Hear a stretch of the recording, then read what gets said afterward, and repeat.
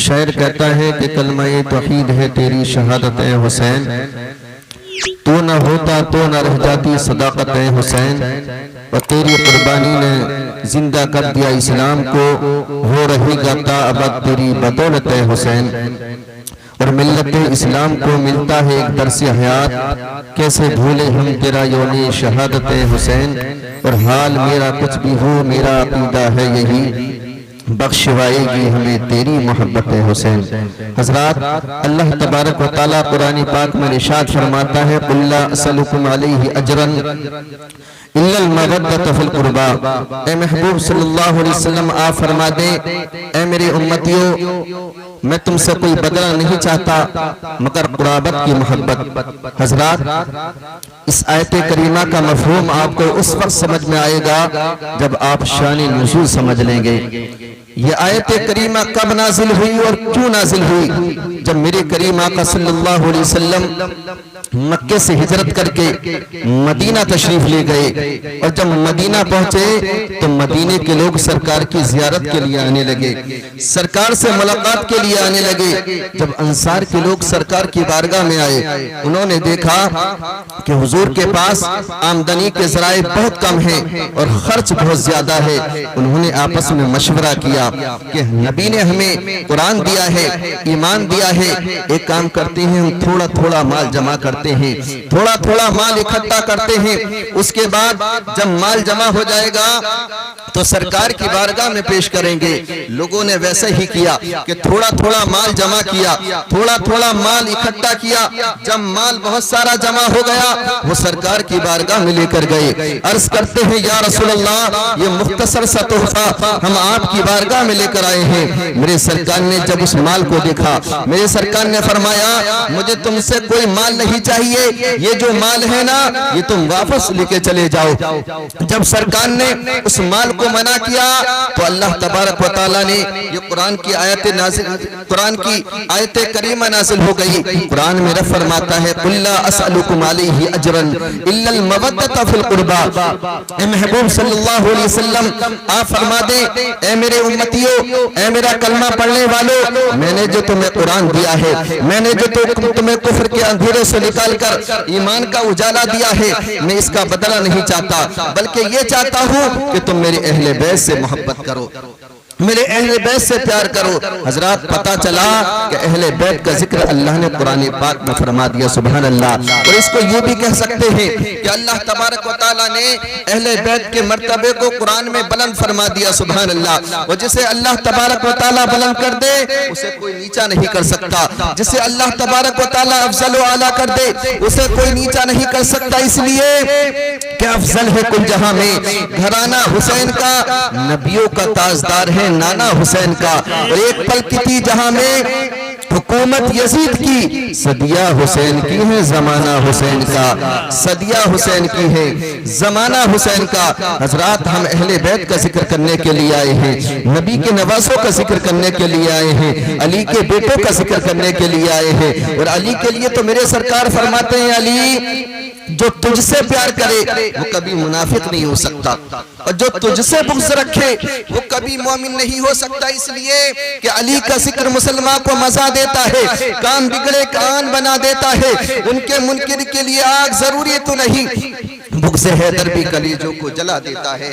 حضرات، آج لوگ کہتے ہیں کہ تم حسین کا بڑا ذکر کرتے ہو، بڑی تعریف کرتے ہو، اگر حسین کو پاور ہوتی، حسین کو طاقت ہوتی تو اپنے بچوں کو بچا لیتے، ان کے بچے کربلا میں پیاس کی وجہ سے شہید ہو گئے۔ میں نے کہا نادان، یہ تیری سوچ ہے، ہمارا تو عقیدہ یہی ہے کہ حسین کے گھر کا ایک بھی بچہ اگر کربلا میں اپنی ایڑی مار دیتا تو ہزاروں نہریں فرات کربلا کی دھرتی سے ابل جاتی، لیکن میرے حسین نے صبر کر کے دکھایا ہے۔ لوگوں نے کہا نہیں حسین مجبور تھے، تو شاید اسی لیے ہی غریب نواز نے اپنے مرید سے کہا تھا کہ جاؤ انا ساگر سے پانی بھر لاؤ۔ مرید گیا، انا ساگر کے قریب پہنچا، فرمایا چل تجھے ہند کے راجہ نے بلایا ہے، میرے خواجہ نے بلایا ہے، ہندوستان کے سلطان نے بلایا ہے۔ اتنا کہنا تھا کہ سارا آنا ساغر کا پانی چلا میرے خواجہ کے کاسے میں، سارا آنا ساغر کا پانی جمع ہوا میرے خواجہ کے کٹورے میں۔ ذہن کو حاضر رکھیے،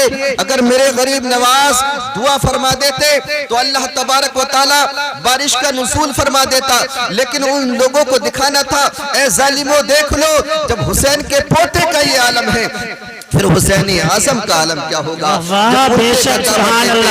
شاہان زمانہ کی جھولی محتاج کا جب یہ عالم ہے مختار کا عالم کیا ہوگا۔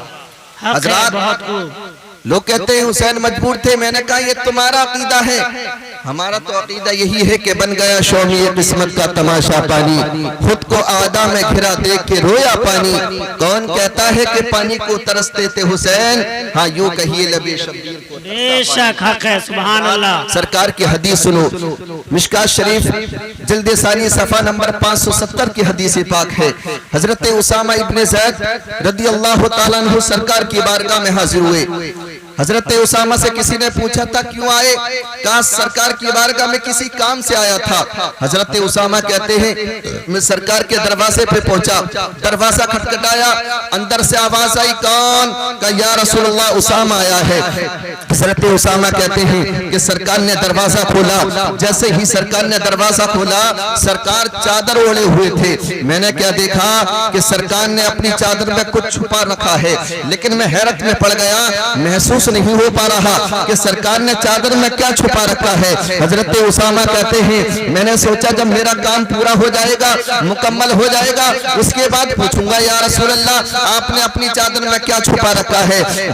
حضرت اسامہ کہتے ہیں جب میرا کام پورا ہو گیا، مکمل ہو گیا، اس کے بعد میں نے پوچھا یا رسول اللہ یا آپ نے اپنی چادر میں کیا چھپا رکھا ہے۔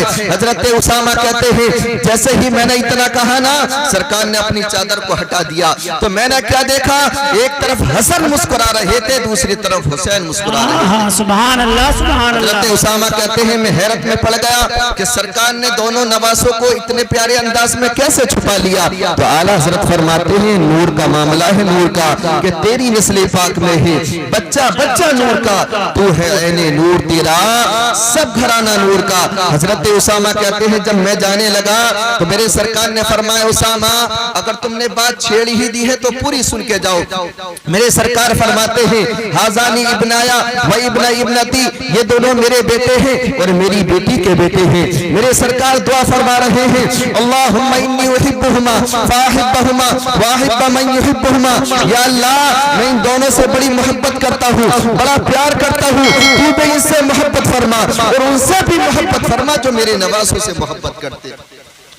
حضرات بڑے خوش نصیب ہیں کہ آپ نے اس شہید اعظم کانفرنس کو سجایا، انہی کے لیے تو سرکار دعا فرما رہے ہیں اللہم انی احبہما فاحبہما واحب من یحبہما، یا اللہ میں ان دونوں سے بڑی محبت کرتا ہوں، تو بھی ان سے محبت فرما اور ان سے بھی محبت فرما جو میرے نواسوں سے محبت کرتے ہیں۔ حضرات میں نبی تاریخ کی طرف چل رہا ہوں، کربلا کا میدان ہے، عصر کا وقت ہے، میرے امام حسین رضی اللہ تعالیٰ عنہ بیٹھے ہوئے ہیں، ادھر یزیدیوں کی طرف ہلچل ہو گئی، ہنگامہ ہو گیا۔ میرے امام حسین نے حضرت عباس سے کہا بھائی جاؤ دیکھو تو صحیح کیا معاملہ ہے۔ حضرت عباس گئے، جانے کے بعد کہتے ہیں یزیدیوں کیوں شروغل کر رہے ہو، کیوں ہنگامہ کر رہے ہو؟ عمر ابن سعد کہتا ہے عباس ہمیں ابھی ہی جنگ کرنی ہے۔ حضرت عباس آئے کہتے ہیں بھائی جان وہ ابھی جنگ کرنے کے لیے بول رہے ہیں۔ میرے امام حسین نے فرمایا ان سے کہہ دو کہ ایک رات کی مہلت دے دے۔ حضرت عباس گئے، جانے کے بعد کہتے ہیں کہ ہمیں ایک رات کی مہلت چاہیے۔ کہا ٹھیک ہے، کسی نے کہا امام حسین شہادت سے ڈر رہے ہو؟ میرے امام حسین نے فرمایا نہیں، شہادت سے نہیں ڈر رہا بلکہ اس رات میں دل کھول کر عبادت کرنا چاہتا ہوں، قرآن کی تلاوت کرنا چاہتا ہوں۔ حسین کے جملے کو نگاہوں کے سامنے رکھو اور حسین کا نعرہ لگانے والوں میرے بھائیو تھوڑی دیر کے لیے اپنے اس عمل کو دیکھو۔ میرے حسین نے تو رات عبادت کے لیے مانگی تھی، قرآن کی تلاوت کے لیے مانگی تھی، نمازوں کے لیے مانگی تھی۔ آج اس رات میں تم کیا کرتے ہو؟ نماز پڑھنا تو دور کی بات، بائکوں پہ سوار ہوتے ہو، کبھی کسی میلے میں کبھی کسی میلے میں۔ اے مسلمانوں تمہارے رب نے ورات ادھر ادھر گھومنے کے لیے نہیں بلکہ اپنے روٹھی ہوئے مولا کو منانے کے لیے دی ہے۔ بے شک حق ہے۔ میرے امام حسین پوری رات عبادت کرتے رہے۔ رات کا ایک حصہ ایسا بھی آیا کہ میرے امام حسین کھڑے ہو گئے اور اپنے ساتھیوں سے کہتے ہیں میرے ساتھیوں تم نے میرا بڑا ساتھ دیا ہے, تم نے میری بڑی سپورٹ کی ہے. یہ جو یزید ہے نا, اس کا جھگڑا مجھ سے ہے. میں نہیں چاہتا میری وجہ سے کسی کی بیوی بدوا ہو, کسی کے بچے یتیم ہو, کسی کی ماں کی گود اجڑ جائے. جاؤ میں تمہیں اجازت دیتا ہوں, تم جا سکتے ہو. جیسے ہی امام حسین نے اتنا کہا, حسین کا ایک بھی غلام وہاں سے ہلا تک نہیں. چراغ جل رہا تھا. میرے امام حسین نے سوچا ہو سکتا ہے چراغ جل رہا ہے, روشنی ہو رہی ہے, ایک دوسرے کا چہرہ نظر آ رہا ہے, ہو سکتا ہے شرم کی وجہ سے نہیں جا رہے ہو. اس لیے میرے امام حسین نے وہ جو چراغ جل رہا تھا اس کی بتی کو بند کر دیا, چراغ کو بجھا دیا. میرے امام حسین نے فرمایا لو اب اندھیرا ہو گیا, جو جانا چاہتا ہے چلا جائے. لیکن جیسے ہی میرے امام حسین نے چراغ کو روشن کیا تو کیا دیکھا کہ حسین کا ایک بھی غلام وہاں سے ہلا تک نہیں تھا. حضرت مسلم ابن اوس جا کھڑے ہو گئے, اے حسین ہم تمہیں چھوڑ کے چلے جائیں, یہ یزیدی تمہیں ماریں گے, یہ یزیدی تم پہ پانی بند کر دیں گے. اے حسین ہم اپنی گردن تو کٹا سکتے ہیں لیکن آپ کا دم بے شک حق ہے. میرے امام حسین نے پوری رات عبادت میں گزار دی. آج تم کیا کرتے ہو؟ نماز پڑھنا تو دور کی بات, قرآن پڑھنا تو دور کی بات, کام یزیدیوں کے کرتے ہو. نام محبت کا دے دیا ہے. میں تمہاری محبت کو ٹارگیٹ نہیں کرتا, بس اتنا کہنا چاہتا ہوں محبت کا مزاج بدلو. قرآن پڑھو پھر حسین کا نعرہ لگاؤ, نماز پڑھو پھر حسین کا نعرہ لگاؤ, اور زمانے کو بتا دو کہ تاریخ کبھی محروم سائل نہیں ہوتے, جاباز کبھی غافل منزل نہیں ہوتے. اور جس قوم میں جاباز ہو حسین کے جیسے, اس قوم کے بچے کبھی بزدل نہیں. سبحان اللہ حق ہے. بے میرے شک امام حسین پوری رات عبادت کرتے رہے. جنگ کا نکارہ بج گیا. پوری جنگ سناؤں گا نا, بہت وقت چاہیے, مختصر سنو میرے بھائیو. میرے امام حسین رضی اللہ تعالیٰ عنہ بیٹھے ہوئے ہیں. حضرت عباس خیمے میں جاتے ہیں, دیکھا کہ سکینہ پیاس کی وجہ سے تڑپ رہی ہے, زین العابدین کی حالت پیاس کی وجہ سے خراب ہے.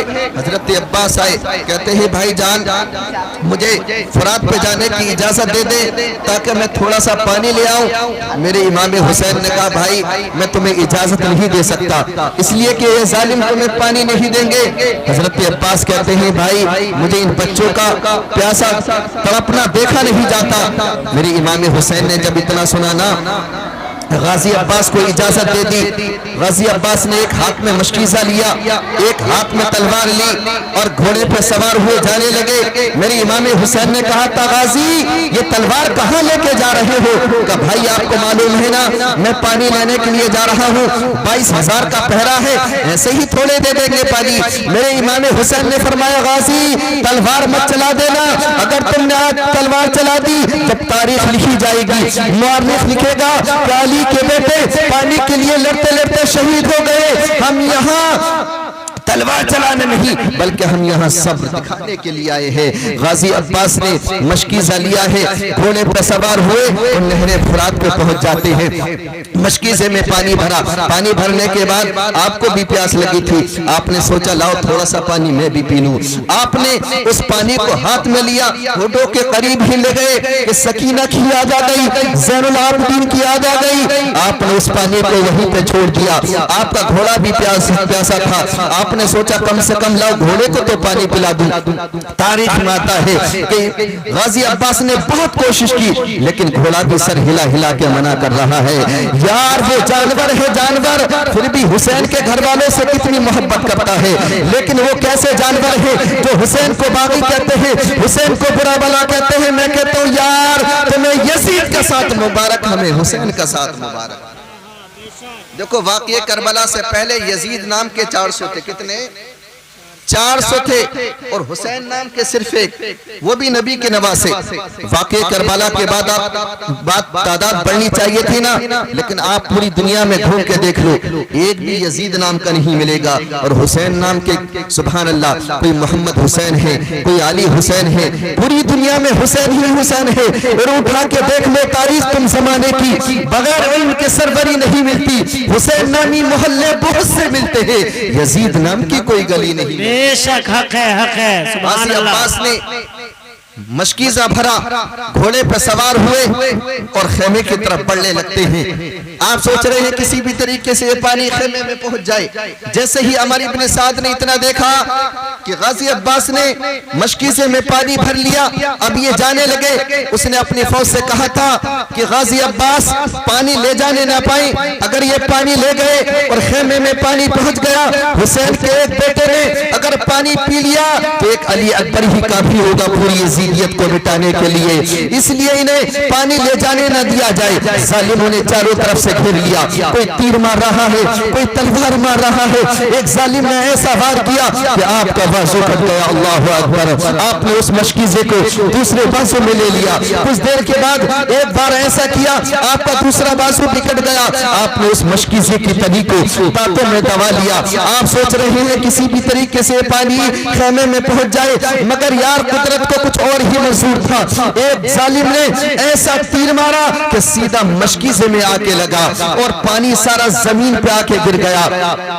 غازی عباس خیمے کے قریب ہی پہنچنے والے تھے، آپ بھی زخموں سے چور چور ہو گئے۔ آپ گھوڑے سے نیچے آتے